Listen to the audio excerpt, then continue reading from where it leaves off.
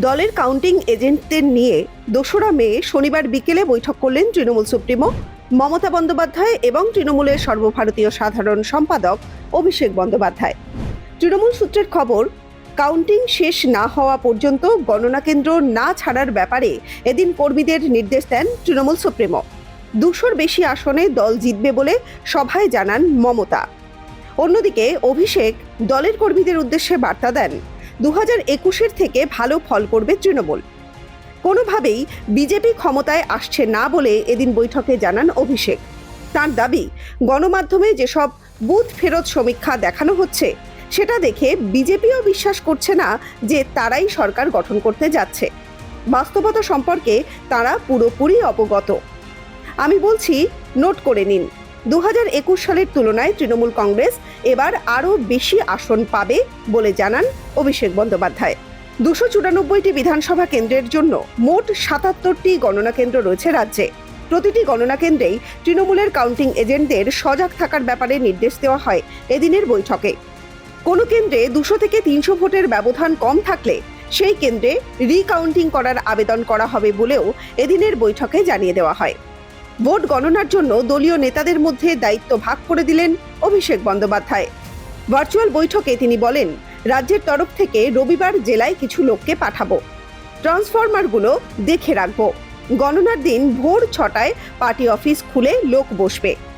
গণনায় নজর রাখতে কোথায় কাকে দায়িত্ব দিল তৃণমূল?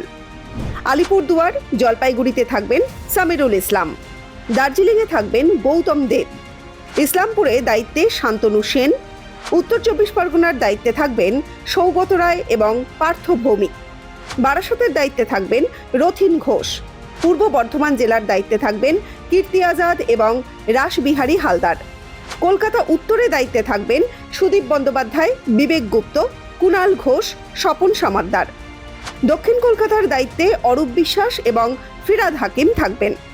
হাওড়ার দায়িত্বে থাকবেন 4 জন প্রতিনিধি, পুলক রায়, অরূপ রায়, কৈলাস মিশ্র এবং গৌতম চৌধুরী। হুগলির দায়িত্বে থাকবেন কল্যাণ বন্দ্যোপাধ্যায়, রানাঘাটে থাকবেন শঙ্কর সিং, দেবাশিস গঙ্গোপাধ্যায়, পূর্ব মেদিনীপুরের দায়িত্বে থাকবেন সায়নী ঘোষ এবং রিজু দত্ত, দক্ষিণ 24 পরগনার দায়িত্বে থাকবেন অভিষেক বন্দ্যোপাধ্যায় নিজে। কোচবিহারে কাউকে আলাদা করে পাঠানো হচ্ছে না তৃণমূলের তরফ থেকে। দক্ষিণ দিনাজপুরে দায়িত্বে থাকবেন জয়প্রকাশ মজুমদার এবং নাদিমুল হক, মুর্শিদাবাদের জঙ্গিপুরের দায়িত্বে আসিফ ইকবাল, বহরমপুরের দায়িত্বে প্রতীকুর রহমান এবং সুখেন্দু শেখর রায়, বীরভূমের দায়িত্বে থাকবেন শতাব্দী রায়, বাঁকুড়ার দায়িত্বে থাকছেন সুশান্ত ঘোষ, বিষ্ণুপুরের দায়িত্বে জীবন সাহা, ঝাড়গ্রামের দায়িত্বে অরূপ চক্রবর্তী, পশ্চিম বর্ধমানের দায়িত্বে বাবুল সুপ্রিয় এবং মেদিনীপুর সাংগঠনিক জেলায় থাকছেন জুন মালিয়া এবং দেব। হাতে মাত্র একটা দিন, 4 এপ্রিল সোমবার 26-এর বিধানসভা নির্বাচনের ফলাফল প্রকাশ। সকাল 8টা থেকে শুরু হবে ভোট গণনা। তার ঠিক আগে শনিবার 294 কেন্দ্রের কাউন্টিং এজেন্টদের নিয়ে শনিবার প্রায় ঘণ্টা তিনেকের ভার্চুয়াল বৈঠক রণকৌশল ঠিক করলেন তৃণমূল কংগ্রেস। এমনটাই মনে করছে রাজনৈতিক মহল।